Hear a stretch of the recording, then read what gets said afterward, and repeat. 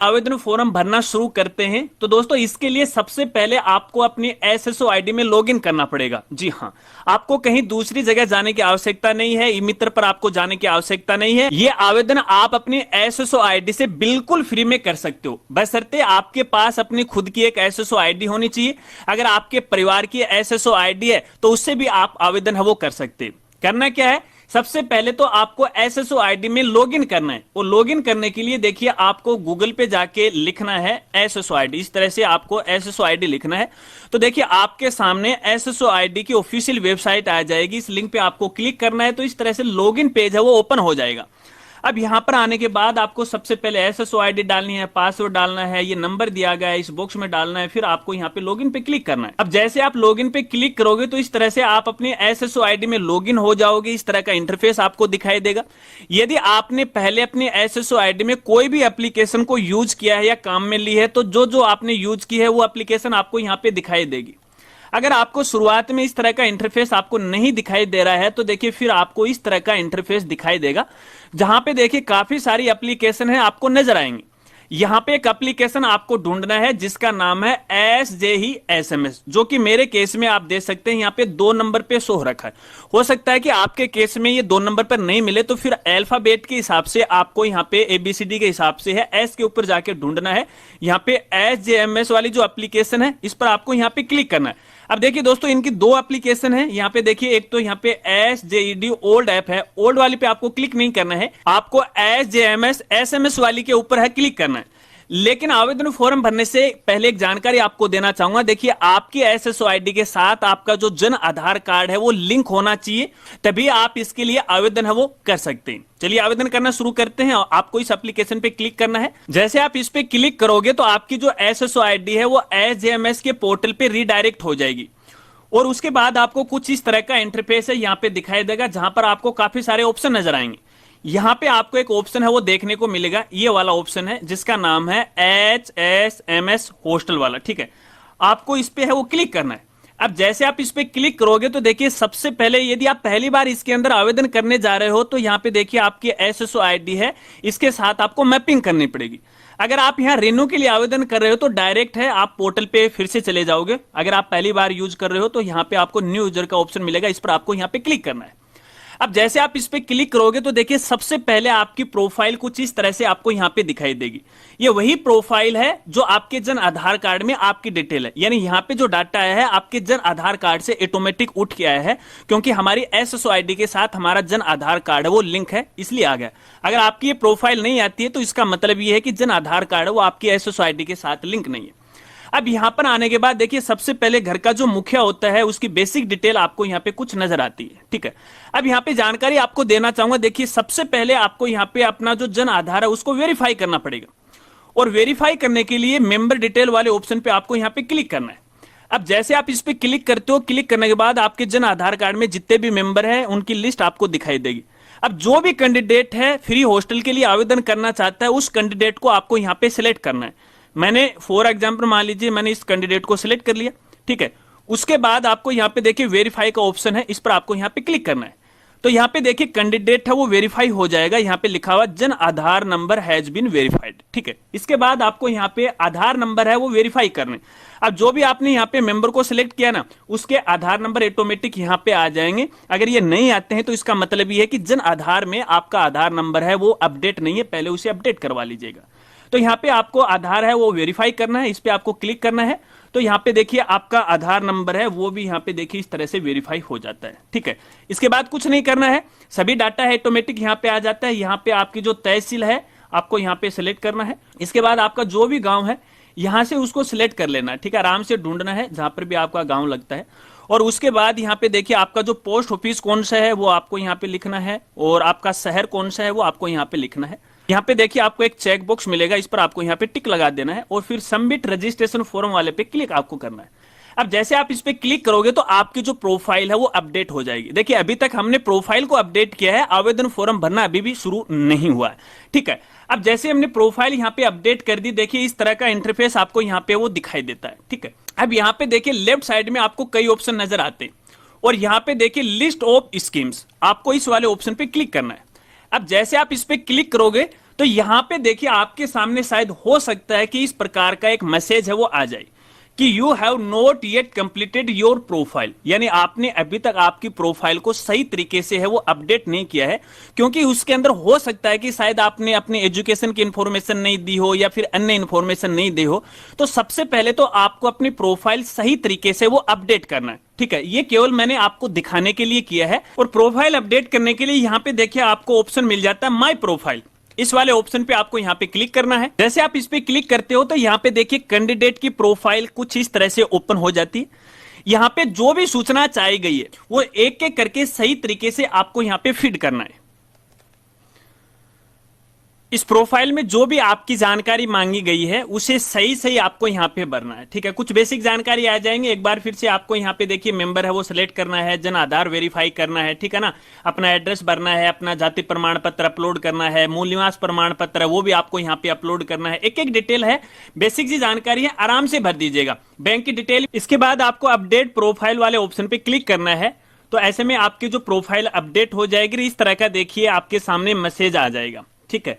अब ये तभी करना होता है जब आपकी प्रोफाइल अपडेट नहीं होती। अभी तक भी फॉर्म भरना शुरू नहीं हुआ है। अब फॉर्म भरने के लिए फिर से आपको लिस्ट ऑफ स्कीम वाला जो ऑप्शन है इस पर आपको यहाँ पे क्लिक करना है।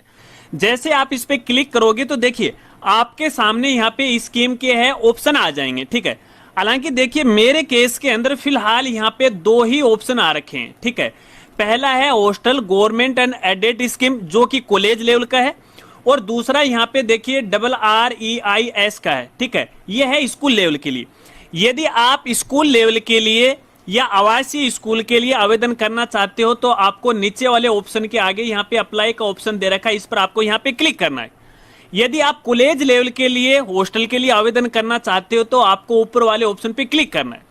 अब दोस्तों यहाँ पे आपको पता है कि अनुप्रति कोचिंग योजना के लिए भी हॉस्टल की जो प्रोसेस है वो शुरू हो रखी है और उसका भी जो आवेदन है वो यहीं से शुरू होता है। अब देखिए मेरे केस के अंदर यहाँ पे अनुप्रति कोचिंग योजना का कोई भी नाम आपको यहाँ पे देखने को नहीं मिलता है, क्योंकि हमारी प्रोफाइल के अंदर जिस भी कैंडिडेट का अपनी आवेदन फॉर्म भर रहे हैं उन्होंने अनुप्रति कोचिंग योजना के लिए आवेदन नहीं किया और ना ही उसके अंदर उसका नंबर है, इसलिए उस स्कीम का नाम आपको यहाँ पे नहीं दिखाई दे रहा। अब यहाँ पे कहना चाहूंगा, देखिए जैसे आपकी प्रोफाइल है, जैसे आपने आवेदन किया है, जो भी आपकी एजुकेशन क्वालिफिकेशन है, जैसे आपका जन आधार अपडेट है, उसी के अनुसार है यहाँ पे देखिए स्कीम की लिस्ट आपको यहाँ पे दिखाई देगी। हालांकि फिलहाल यहाँ पे देखिए आपको दो ही स्कीम है वो दिखाई दे रही हैं। अब किस तरह से स्कीम दिखाई देंगी वो भी थोड़ी सी हाईलाइट करके आपको मैं यहाँ पे दिखा देता हूँ। देखिए यहाँ पे एक PDF फाइल है। अब आपकी प्रोफाइल के अंदर जो भी स्कीम के लिए आप लागू होंगे या जिन योजनाओं का आप लाभ उठा सकते हैं उन स्कीम का नाम आपको कुछ इस तरह से लिस्ट के अनुसार दिखाई देगा और प्रत्येक के आगे यहाँ पे देखिए अप्लाई का ऑप्शन आपको नजर आएगा। अब जिस भी स्कीम के लिए आप आवेदन करना चाहते हो सिंपल आपको उसी पे क्लिक करना है। तो चलिए मैं यहाँ पे आगे की प्रोसेस बता देता हूँ। देखिए सेम ही है, कोई अलग नहीं है। स्कूल में केवल आपको स्कूल चॉइस करनी है और कॉलेज में केवल आपको कॉलेज और यूनिवर्सिटी है वो चॉइस करनी है। तो एक बार मैं कॉलेज के लिए बता देता हूँ। आपको अप्लाई वाले ऑप्शन पे क्लिक करना है। अब जैसे आप इस पे क्लिक करोगे तो क्लिक करने के बाद देखिए सबसे पहले आपका जो बैंक डिटेल है वो आपको यहाँ पे अपडेट करना पड़ेगा और ये जो बैंक डिटेल है ऑटोमेटिक है, आपके जन आधार कार्ड से वो आ जाएगी अगर आपके जन आधार कार्ड के साथ लिंक है। तो देखिए सबसे ऊपर आपको फेस डेटा ऑप्शन मिलेगा, इस पर आपको क्लिक करना है। तो देखिए इस तरह से आपकी बैंक डिटेल है वो आ जाएगी। हालांकि मेरे केस के अंदर ये पहले से अपडेट है, फिर आपको अपडेट अकाउंट डिटेल वाले ऑप्शन पे आपको क्लिक करना है। अब जैसे आप इस पे क्लिक करोगे तो क्लिक करने के बाद देखिए इस तरह से है फॉर्म आपके सामने आ जाएगा और कैंडिडेट की जो फोटो है यहाँ पे देखिए ऑटोमेटिक आपके जन आधार कार्ड से उठकर आ जाएगी। अब यहाँ पे जो भी बेसिक सी जानकारी है कुछ तो हमने प्रोफाइल के द्वारा भर दी और कुछ एक्स्ट्रा जानकारी आपको यहाँ पे भरना है, जैसे एड्रेस पता है, नाम पता है, ऑटोमेटिक यहाँ पे आ चुका है। अब यहाँ पे देखिए इसके अंदर आपको हॉस्टल से संबंधित जानकारी वो भरनी पड़ेगी, ठीक है। सबसे पहले तो आपको अपना जो अभिभावक है उसका संबंध आपको चुनना पड़ेगा, तो फादर मदर जो भी आप करना चाहते हैं कर लीजिएगा। उसके बाद यहाँ पे देखिए लास्ट ईयर का आपको प्रतिशत लिखना है, जो भी लास्ट ईयर में आपका प्रतिशत आया है वो आपको यहाँ पे लिखना है। फिर यहाँ पे देखिए अगर आपकी कोई विशेष श्रेणी है तो सिलेक्ट कर लीजिएगा, अन्यथा इसे खाली छोड़ सकते हैं, हालांकि ये कंपलसरी नहीं है, ठीक है। इसके बाद यहाँ पे देखिए पूछा जा रहा है distance of hostel from residence, यानी आपके मूल निवास से आपके हॉस्टल की कितनी दूरी है, यानी आपके घर से कितनी दूरी है, तो वो दूरी आपको यहाँ पे लिखना है। ठीक है, इसके बाद यहाँ पे आगे पूछा जा रहा है कि स्कूल है उस हॉस्टल से कितनी दूरी पर है, तो वो दूरी आपको यहाँ पे किलोमीटर में आपको लिखना है। ठीक है, इसके बाद यहाँ पे आपको जो संस्था है, किस संस्था में आप पढ़ाई कर रहे हो, उस संस्था का नाम आपको यहाँ पे लिखना है। ठीक है, इसके बाद यहाँ पे पाठ्यक्रम को आपको सिलेक्ट करना है, तो यहाँ पे देखिए आप देख सकते हो यूजी पीजी है, जो भी आप पे लागू होता है उस अनुसार आप कर लीजिएगा। हालांकि यहाँ पे देखिए हॉस्टल है, एडेड है, उसके अंदर भी जो स्कूल वाले जो बच्चे हैं उसके अंदर आवेदन कर सकते हैं, लेकिन जो आवासीय स्कूल के अंदर आवेदन करना चाहते हैं उनकी अलग प्रोसेस है। ठीक है, तो यहाँ पे देखिए अपन यहाँ पे पीजी कोर्स है, इसको सिलेक्ट कर लेते हैं।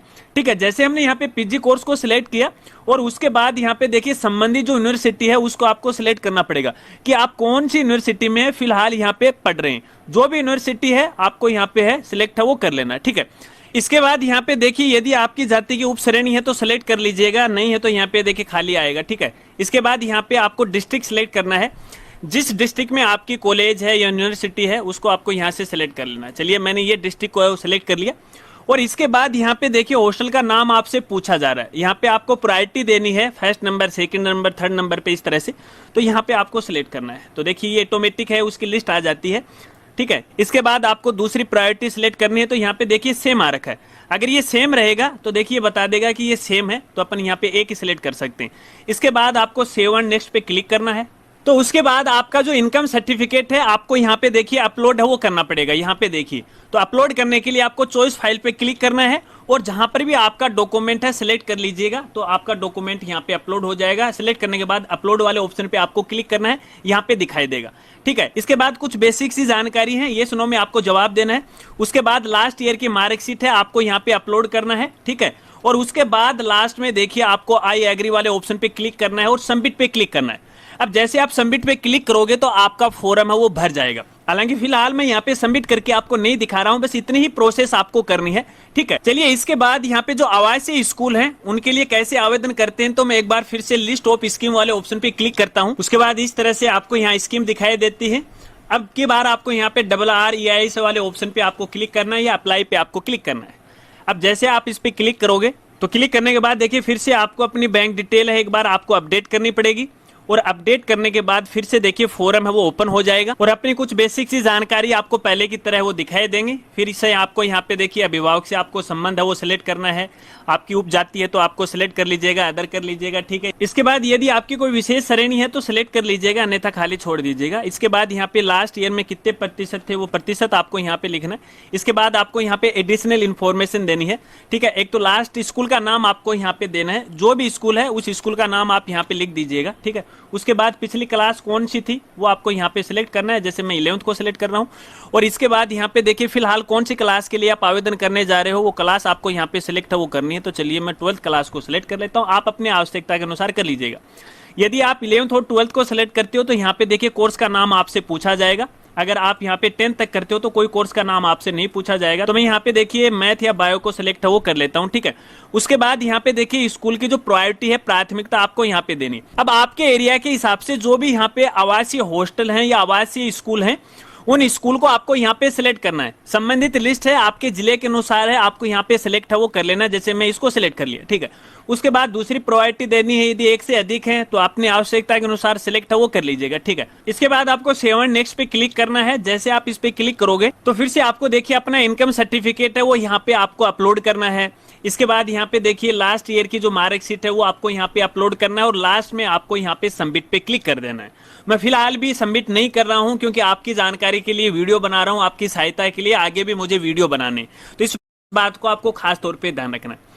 अब दोस्तों मान लीजिए आप अपना फॉर्म है वो फाइनल सबमिट कर देते हो, तो फाइनल सबमिट करने के बाद आपको कैसे पता चलेगा कि आपका फॉर्म सही भरा गया है नहीं भरा गया है। तो देखिए दोस्तों वापस इस डैशबोर्ड पे आओगे ना, यहाँ पे जैसे आप क्लिक करोगे तो यहाँ पे देखिए आपने जिन जिन स्कीम के लिए फॉर्म भरा है उनकी लिस्ट आपको यहाँ पे दिखाई देगी। हालांकि मेरे केस में कोई भी लिस्ट आपको नजर नहीं आ रही है क्योंकि हमने फॉर्म को फाइनल सबमिट नहीं किया था, ये आपके लिए एक डेमो वीडियो था। किस तरह से लिस्ट दिखाई देगी वो भी मैं आपको यहाँ पे वो दिखा देता हूँ। देखिए इस तरह से लिस्ट आपको यहाँ पे देखने को है वो मिल जाती है कि आपने किसके लिए आवेदन किया था, कब किया था, इस तरह से आपको देखने को मिल जाएगी। ठीक है, अब जिसके बारे में भी आपको स्टेटस देखना है तो सिंपली देखिए व्यू का ऑप्शन आपको मिल जाता है, क्लिक कीजिएगा और भरा हुआ फॉर्म है आपको देखने को यहाँ पे वो मिल जाता है। और उसका जो स्टेटस है, उसका जो रीजन है वो भी भी आपको यहाँ पे वो पता लग जाएगा। अब यहाँ पे देखिए ऑप्शन आपको देखने को मिल रहे हैं, जैसे स्कीम का नाम आ रखा है, एप्लीकेशन डेट है, एप्लीकेशन स्टेटस है, ठीक है, उसका क्या स्टेटस रहा है, वो वेरीफाई की गई है या फिर रिजेक्ट हुआ है, तो यहाँ पे उसका स्टेटस है वो आ जाएगा। जैसे कि स्टेटस में आपको यहाँ पे दिखाना चाहूँ, इस तरह से देखने को मिल जाएगा, एप्लीकेशन पेंडिंग फॉर वेरिफिकेशन है, वेरिफिकेशन इस तरह से है ना। अगर वो वेरीफाई हो जाता है तो यहाँ पे वेरीफाई लिखा हुआ आपको मिल जाएगा। बस दोस्तों यही प्रोसेस है। इसी तरह से आपको यहाँ पे हॉस्टल के लिए आवेदन फॉर्म भरना है, वो भी बिल्कुल फ्री में अपने एसएसओ आईडी से।